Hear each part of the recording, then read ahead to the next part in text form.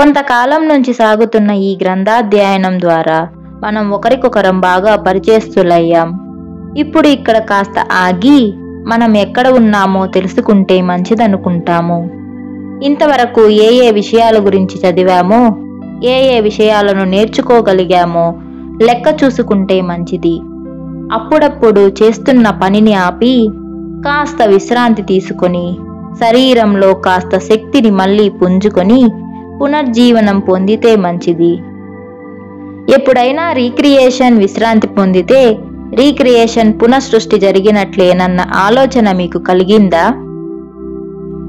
ఇది ఎందుకు చెప్తున్నామంటే ఈ విశ్రాంతి అనేది అలసటితో ముడిపడి ఉంది కనుక. అలసిపోయిన మనిషి ఉత్సాహంతో పనిచేయలేడు. మీరు అలసిపోయినప్పుడు ఏం జరుగుతుందో మీకు తెలుసా? కష్టపడి పనిచేసిన తరువాత ఓ కండరం ఎందుకు బిగుసుకుంటుందో అర్థం చేసుకోవడానికి మనం శరీర నిర్మాణ శాస్త్రాన్ని నేర్చుకోవాల్సిన పని లేదు. మన కుడి చేత్తో ఓ బరువును పైకెత్తి మళ్ళీ కిందకు దించే పనిని మనం చాలాసార్లు చేశామనుకోండి. కాసేపు అలా జరిగాక మన చేతి కండరాలలో ఒక నొప్పి మొదలవుతుంది. చేతిలో ఒక వింత జరుగుతుంది. ఇలాగే ఇంకా కొనసాగిస్తే ఇప్పుడు అనిపిస్తున్న ఇబ్బంది నిజమైన నొప్పిగా మారిపోతుందనే హెచ్చరిక మనకు తెలుస్తుంది. ఈ విషయాన్ని ఇంకాస్త దగ్గర నుంచి గమనిద్దాం. ఈ పాఠ్యాంశాలలో ఈ సృష్టిలోని ప్రాణం మొత్తం విద్యుత్ శక్తితో ఆవిర్భవించిందని నొక్కి చెప్పాం. మనం ఏ ఆలోచన చేసినా విద్యుత్ తయారవుతుంది. ఒక వేలిని కదిలించాలంటే మనం ఓ విద్యుత్ ప్రవాహాన్ని మన నరాల ద్వారా ఓ స్పందనలాగా పంపిస్తే ఆ సంకేతానికి తగినట్లు ఓ కండరం పనిచేస్తుంది. ఇప్పుడు మనం మొరటుగా అవివేకంగా పనిచేసి పాడు చేసుకున్న చేతిని గురించి ఆలోచిద్దాం. మనం ఒకే చేత్తో ఓ బరువును ఎత్తుతూ దించుతూ ఉన్నప్పుడు మెదడు నుంచి చేతి కండరాలకు సంకేతాలను చేరవేస్తున్న నరాలు అలసిపోతాయి. ఓ ఇంట్లో కరెంటు బాగా ఎక్కువగా ఖర్చవుతూ ఉంటే ఆ ఓవర్లోడ్ వల్ల ఇంట్లోని ఫ్యూజ్ వేడెక్కి రంగు మారిపోయి కాలకపోయినా తాను అలసిపోయినట్లు ఓ నిదర్శనాన్ని చూపుతున్నట్లే మన ఒంటిలోని నరాలు కూడా తమలోంచి వెళ్తున్న మోతాదుకు మించిన విద్యుత్ సంకేతాల వల్ల అలసిపోతాయి. అంతేకాదు పనిచేస్తున్న కండరాలు కూడా అలసిపోతాయి. అనేక పర్యాయాలు వ్యాకోచించి సంకోచించి. అవి ఎందుకు అలసిపోతాయి? ఈ ప్రశ్నకు జవాబు చెప్పడం చాలా సులువు. మనం ఓ చేతిని కదిలించినప్పుడు మెదడు పంపే సంకేతాల వల్ల చేతిలోని కండరాలు ఉత్తేజాన్ని ప్రేరణను పొందుతాయి. విద్యుత్ ప్రవాహం వల్ల కండరాలలోని ప్రోగులు బలంగా వ్యతిరేక దిశలోకి గుంజబడతాయి. ఈ విధంగా అనేక ప్రోగులు ఒకసారిగా వ్యతిరేక దిశలో గుంజబడితే వీటన్నింటి చర్య వల్ల ఆ కండరం బాగా ముడుచుకొని తన పొడవును తగ్గించేసుకుంటుంది. అందువల్ల చెయ్యి పైకి లేస్తుంది ఓ ముడతపడి. ఇదే సమయంలో ఇంకో చర్య కూడా జరుగుతూ ఉంటుంది. కండరాల్లోంచి బయటకు వచ్చి అటు ఇటు కదులుతున్న ద్రవాలలోని రసాయనాలు కొన్ని చిన్ని స్ఫటికాలుగా గడ్డకట్టిపోవడం ప్రారంభిస్తాయి. ఈ స్ఫటికాలు కండరాల టిష్యూలలో ఇరుక్కుంటాయి. తయారవుతున్న ద్రవాలని కండరాలలోని టిష్యూలు పీల్చుకునే వేగం కంటే ద్రవాలు ఊరే వేగం ఎక్కువైతే ఆ పరిస్థితుల్లో స్ఫటికాలు తయారవడం ఎక్కువవుతాయి. ఈ స్ఫటికాల అంచులు చాలా పదునుగాను బాగా మొనలు తేలి ఉండడం వల్ల కండరాల టిష్యూలలో అడ్డం పడి గుచ్చుకొని మనం కండరాలని కుదుపుతున్నప్పుడల్లా తీవ్రమైన బాధను కలిగిస్తాయి. మనం చేస్తున్న పనిని ఆపేసి 1 రోజో 2 రోజులో విశ్రాంతి తీసుకోవడం వల్ల కండరాల టిష్యూలలోని స్ఫటికాలు మళ్ళీ మెల్లగా కరిగిపోయి కండరాలు ఒకదాని మీద మరొకటి సులభంగా జారుతూ సక్రమంగా హాయిగా పనిచేయగలిగిన స్థితికి తిరిగి చేరుకుంటాయి. ఈ మాటల్ని మనం చెప్పుకుంటూ వెళ్తున్నప్పుడే కీళ్ళ నొప్పులను గురించిన ఓ మాటను కూడా చెప్పేసుకుంటే మంచిదేమో. కీళ్ళ నొప్పులున్న వాళ్ళకి ఎక్కడెక్కడో ఏర్పడే ఈ స్ఫటికాలు ఈ జబ్బున్న వాళ్ళ కాళ్ళు చేతులను పట్టుకొని వాటిని బిగబట్టి ఉంచుతాయి. వీళ్ళు చేతుల్ని కాళ్ళని కదపవచ్చు, కానీ అలా చెయ్యాలంటే ఎంతో బాధను భరించాల్సి వస్తుంది. వీళ్ళ బాధిత అంగాల టిష్యూలలోని స్ఫటికాలను కరిగించే మార్గాన్ని ఎవరైనా కనిపెట్టే వరకు వీళ్ళు కీళ్ల నొప్పులతో బాధపడుతూ ఉండాల్సిందే. మనం ఇప్పటి వరకు ఏం నేర్చుకున్నామో తెలుసుకోవాలని అనుకొని మొదలుపెట్టిన మాటల నుంచి దూరంగా వెళ్ళిపోతున్నామా? ఇంకోసారి ఆలోచిద్దాం. మనం దూరంగా వెళ్ళిపోవడం లేదేమో. నిజానికి ఒక విషయాన్ని నేర్చుకోవడం కోసం మరీ అతిగా మనం ప్రయత్నం చేస్తూ ఉంటే మనం ఏ అభివృద్ధిని సాధించలేం. ఎందుకంటే మన మెదడు బాగా అలసిపోయి ఉంటుంది కనుక. బాగా శ్రమపడితే కానీ సాధించలేం అని నమ్మే మనుషులు మధ్య మార్గాన్ని అనుసరించలేరు. అవిశ్రాంతంగా పనిచేస్తూ బానిసల్లాగా తయారైన వాళ్ళు ఏ స్థితిని అందుకోలేరు. వారి అతి ప్రయత్నమే వారి అపజయాలకు కారణం. తీవ్ర పరిశ్రమ చేసే కొందరు తీవ్రంగా అలసిపోవడం వల్ల తీవ్ర పదజాలంతో భయంకర విషయాలను మాట్లాడుతూ ఉంటారు. తామేం మాట్లాడుతున్నారో కూడా అర్థం చేసుకోలేని మానసిక స్థితిలో వాళ్ళు ఉండడం వల్ల. మనం విపరీతంగా ఆలోచిస్తున్నప్పుడు మన మెదడులో తయారయ్యే విద్యుత్తు తగ్గిపోతుంది. బాగా తగ్గిపోయిన తరువాత మెదడు నుంచి వస్తున్న పాజిటివ్ ఆలోచనల మీద తీవ్ర మనస్తత్వంతో ఉంటాం. అంటే ప్రశాంతంగా ఉండే మనోప్రవృత్తికి సరిగ్గా విరుద్ధంగా తయారవుతాం. అలసిపోవడం వల్ల కానీ మరే కారణం వల్ల కానీ మనం బ్యాడ్ టెంపర్లో ఉంటే ఆ పరిస్థితికి అర్థం ఏమిటో తెలుసా? దానికి అర్థం మనలో ఉన్న విద్యుత్ని ఉత్పత్తి చేసే జీవకణాలను మనమే నాశనం చేసేసుకుంటున్నామని. ఆ జీవకణాలు నాశనమైపోతున్నాయని అర్థం. మీరు కార్ని డ్రైవ్ చేస్తారా? కార్ బ్యాటరీని ఎప్పుడైనా చూసారా? చూసి ఉంటే ఒక్కోసారి బ్యాటరీ ధృవాల మధ్య ఆకుపచ్చ రంగుతో చిలుము పట్టి అసహ్యంగా కనిపించడాన్ని మీరు చూసే ఉంటారు. దీన్ని అలాగే వదిలిపెట్టేస్తే ఈ చిలుము చివరికి బ్యాటరీ వైర్ని కూడా తినేసి కార్కి కరెంటును అందకుండా చేసేస్తుంది.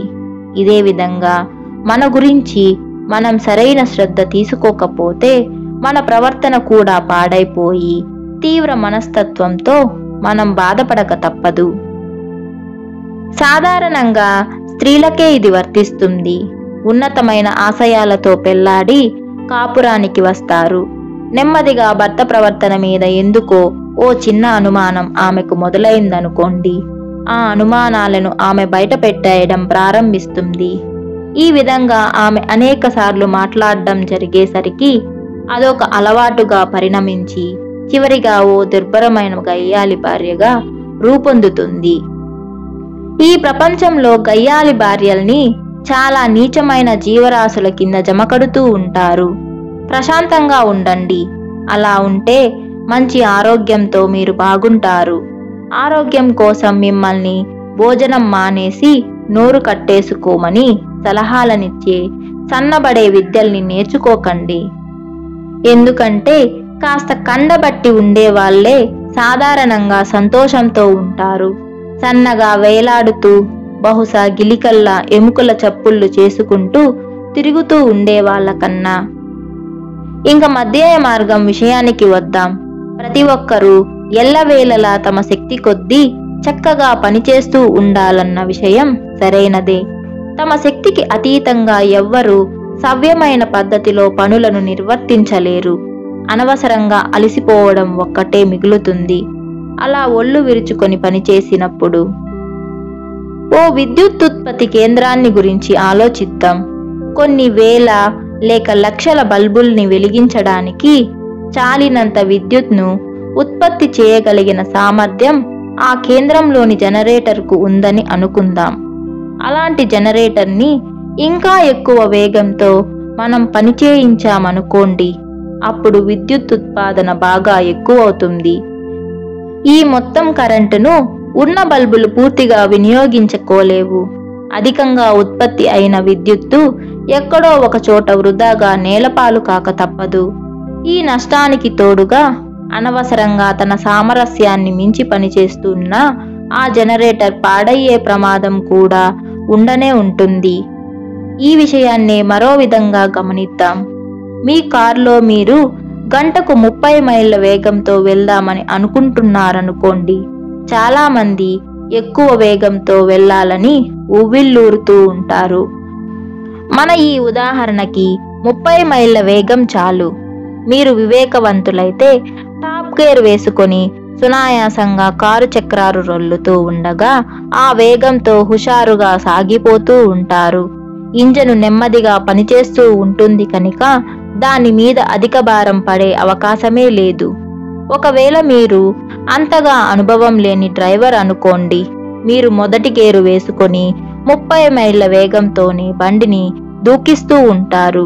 అప్పుడు మీ కారు ఇంజన్ టాప్ గేర్లో ఉన్నప్పటికన్నా సుమారు 5-6 రెట్లు ఎక్కువ శక్తితో, గొప్ప చప్పుడుతో బోలెడు పెట్రోలుని ధారాళంగా తగలబెడుతూ టాప్ గేర్లో మీరు ఏ లక్ష్యాన్ని సాధించారో అదే లక్ష్యాన్ని సాధిస్తుంది. కాబట్టి మధ్య మార్గం అంటే వివేకవంతమైన ఆలోచనతో మనమే నిర్ణయించుకున్న తగిన పద్ధతి అని అర్థం చేసుకోవచ్చు. నిర్ణయించుకున్న లక్ష్యాన్ని సాధించడానికి ఎంత శక్తి, శ్రమ అవసరమవుతుందో అంతే ఖర్చు చేస్తూ అనవసరంగా మీ జీవితాన్ని వృధా చేసుకోకుండా, అనవసరంగా మీ శక్తిని వృధా చేసుకోకుండా, అనవసరంగా విపరీతంగా పనిచేయకుండా ప్రవర్తించడమే మధ్య మార్గం. చాలామంది ఏమనుకుంటూ ఉంటారంటే తాము బాగా కష్టించి నిరంతరం పనిచేస్తూ ఉండాలని, ఎంత గొప్ప స్థాయి తమకు లభిస్తుంది అనుకుంటూ ఉంటారు. ఈ అభిప్రాయం ఎంత మాత్రం సరికాదు. పని జరగడానికి ఎంత శ్రమ అవసరమవుతుందో ఈ మాటను పదే పదే మేం ఇంక చెప్పలేం. అంత శ్రమను మాత్రమే పడాల్సి ఉంటుంది. ఇంక విశ్రాంతి సంగతికి వద్దాం. మనం మొదట్లోనే అనుకున్నట్టు విశ్రాంతి, పునఃసృష్టి రెండు ఒకే లక్ష్యాన్ని సాధిస్తాయి. మనం బాగా అలసిపోయాం అని చెబుతూ ఉన్నప్పుడు మన శరీరంలోని ఒక అవయవంలోని ఓ చోటులోని కొన్ని కండరాలు మాత్రం అలసిపోయాయి అని అర్థం. ఉదాహరణకు మనం ఓ చేతిని మరీ ఎక్కువ సార్లు ఎత్తుతూ ఉన్నామనుకోండి. బహుశా ఇటుకరాలను, పుస్తకాలను పైకెత్తి సర్దుతూ ఉన్నారనుకోండి. అప్పుడు ఆ చెయ్యి అలసిపోయి నొప్పి పట్టుకుంటుంది. మన చెయ్యి అలసిపోయిందే తప్ప మన కాళ్ళు, కళ్ళు, చెవులు అలసిపోకుండా ఉన్నాయి కదా.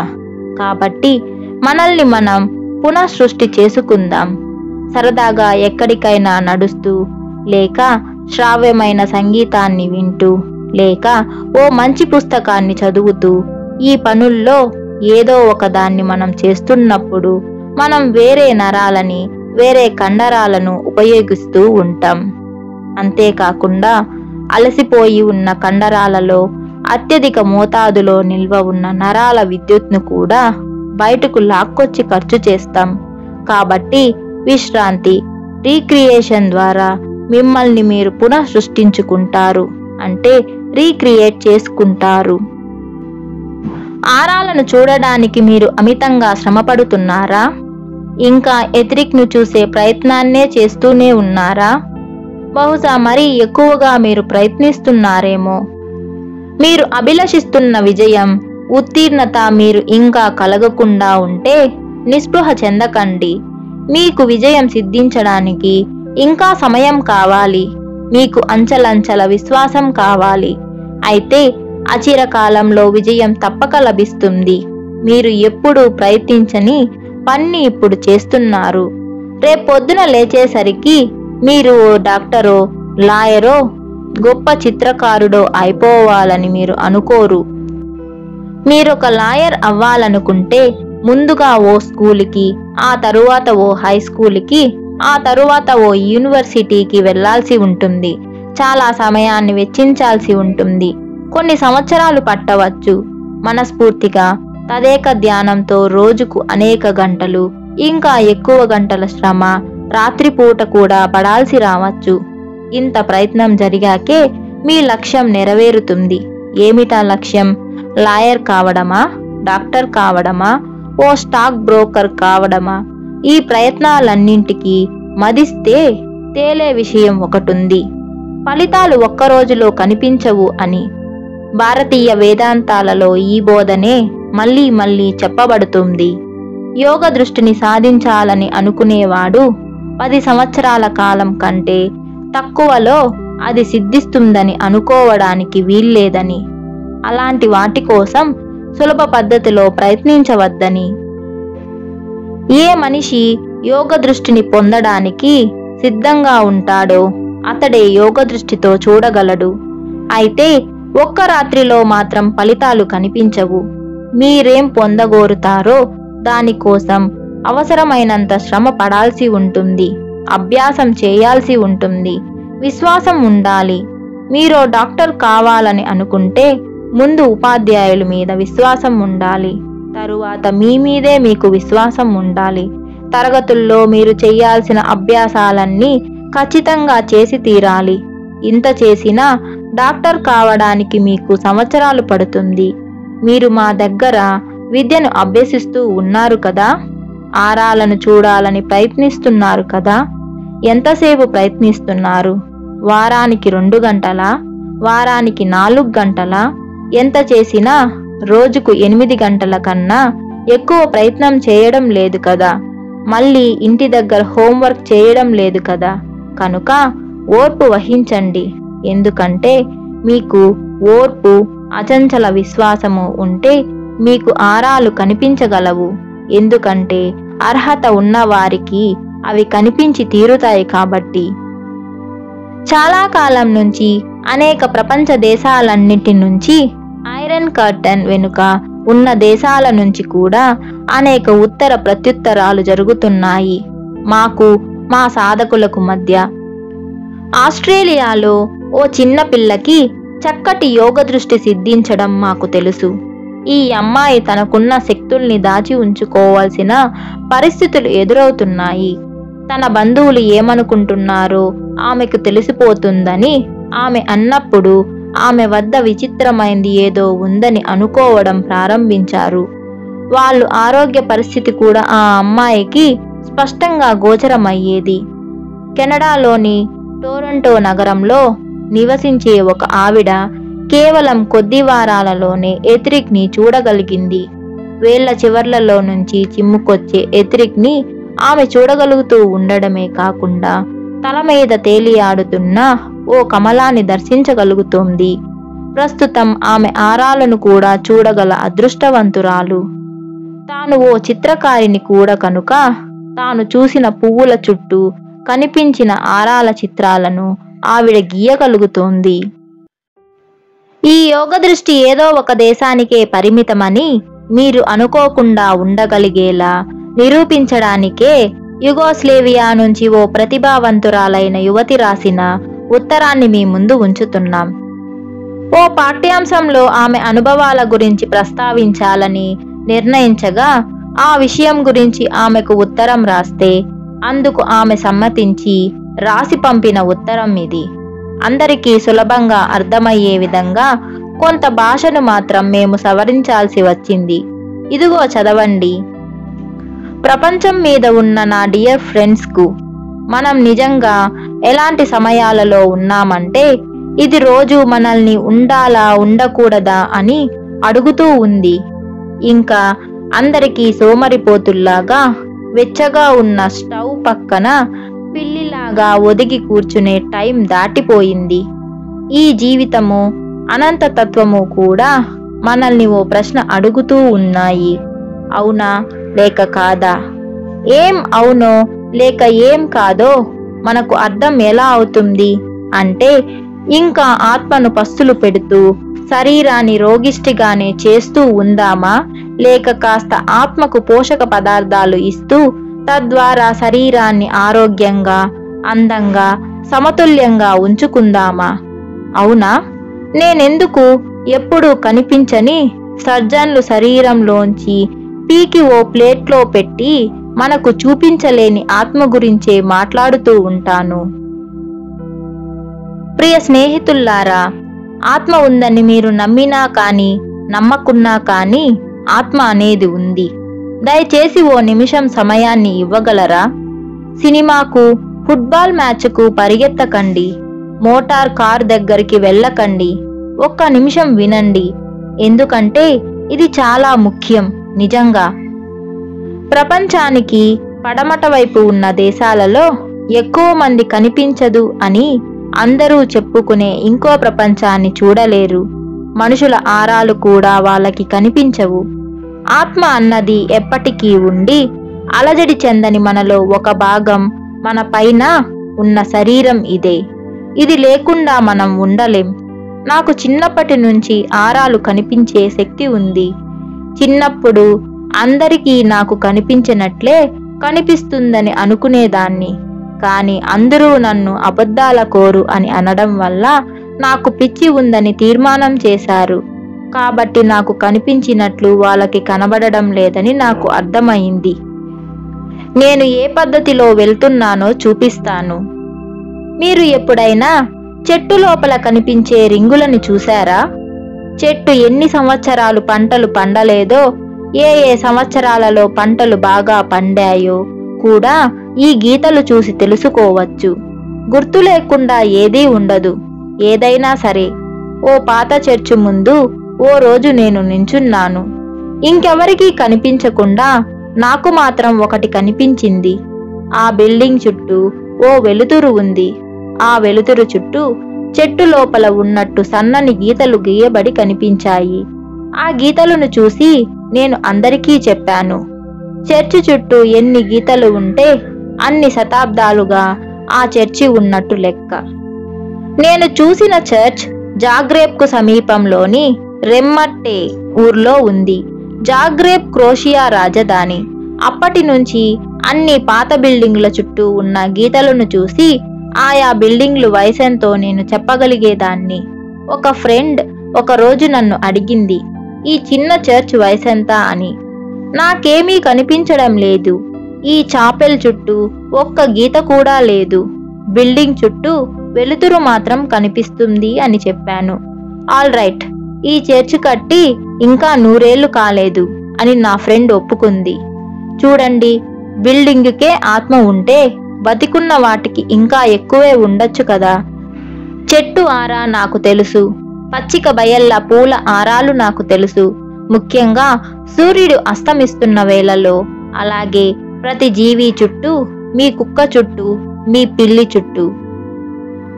అక్కడ కూర్చొని తన సాయంత్రపు పాటను పాడుతున్న చిన్న పిట్ట కనిపించిందా? ఆ పిట్ట చుట్టూ వెలుతురు ఎలా చిమ్ముకుంటుందో దాని ఆత్మ సంతోషిస్తున్నట్లుగా. ఓ పిల్లవాడు దాన్ని కాల్చి కిందకి పడగొట్టాడు. ఆ చిన్న ఆరా ఒక్కసారి మినుక్కుమని వెలిగి మాయమైపోయింది. ప్రకృతి ఏడ్చినట్లు అనిపించింది. అందరికీ చెబితే నాకు బుద్ధి లేదన్నారు. నా 8వ ఏట పెద్ద అద్దం ముందు నేను నుంచున్నాను. రాత్రి అయిపోయి నేను పడుకోబోతున్నప్పుడు రూమ్లో చీకటి ఉండి నేను తెల్లగౌను వేసుకుని ఉన్నాను. అద్దం మీద వెలుతురు కనిపించి అటువైపు చూశాను. అద్దంలో నా బొమ్మ చుట్టూ నీలిరంగు, ఇంకా దాని చుట్టూ మంటలాగా బంగారు రంగు కనిపించింది. ఆరా గురించి తెలియని నాకు భయం వేసి కెవ్వున అరుస్తూ కిందకి పరిగెత్తాను. నేను కాలిపోతున్నాను అని కేకలేసుకుంటూ. అయినా నాకేమీ బాధలేదు. కాని ఏంటది? అమ్మ నాన్న లైటు వేసి చూశారు. వాళ్లకు ఏమీ కనపడలేదు. కానీ లైట్ ఆపేయగానే వాళ్లకు కూడా నా చుట్టూ మంట కనిపించింది. మా పని మనిషి పైకొచ్చి చూసి భయపడిపోయి అరిచి వెనక్కు తిరిగి పారిపోయింది. అప్పుడు నాకు గుర్తొచ్చింది ఇతర జీవుల చుట్టూ వెలుతురు కనిపించే సంగతి. నా చుట్టూ కూడా ఈ వెలుతురు కనిపించడం ప్రత్యేకంగా కనిపించింది. అప్పుడు నాకు నిజంగా భయం కలిగింది. మా నాన్న లైట్ ఆపగానే నా చుట్టూ మంట కనిపించేది. లైట్ వేయగానే మాయమైపోయేది. ఆయన చాలాసార్లు లైట్ ఆపి వేసి పరీక్ష చేశాడు. ప్రతిసారి అదే మాదిరి జరిగింది. భయం అంటే ఏమిటో మీకు తెలుసా? యుద్ధం జరుగుతూ ఉన్నప్పుడు పైన ఎగురుతున్న విమానాల్లోంచి బాంబులు కింద పడి పేలుతూ ఉంటే పరుగులు తీసే నా దేశపు సైనికుల ఆరాలను చూస్తూనే భయం కలుగుతూ ఉండేది. 2వ ప్రపంచ యుద్ధ కాలంలో నాజీల పాలన రోజుల్లో నన్ను ఓ జర్మన్ జైల్లో చావు నిర్ణయింపబడి ఉండే వాళ్ళ కోసం ఉపయోగించే సెల్లులో ఉంచాల్సొచ్చింది. నన్ను హింసించి నా నుంచి రహస్యాలను బయటకు లాగడానికి ఓ గదిలోకి నన్ను తీసుకెళ్లారు. అక్కడ హింసింపబడుతున్న కొందరు యుద్ధ ఖైదీలున్నారు. వాళ్ళు హింసలకు తట్టుకోలేక భయంకరంగా అరుస్తున్నప్పుడు వాళ్ళ ఆరాలను గమనించాను. ఘోరంగా కనిపించాయి. శరీరాల చుట్టూ చాలా పలచగా, ఏమాత్రం కాంతి లేకుండా దాదాపు మాయమైపోయినట్లుగా కనిపించాయి. కొన్ని ఆరాలు అప్పుడే ఆరిపోయి ఉన్నాయి. మనుషులు చస్తుంటే ఆరాలు ఒక్కసారి కాస్త వెలిగేవి. నాలో ఏదో చైతన్యం కలిగింది. ఏదో గుర్తొచ్చింది.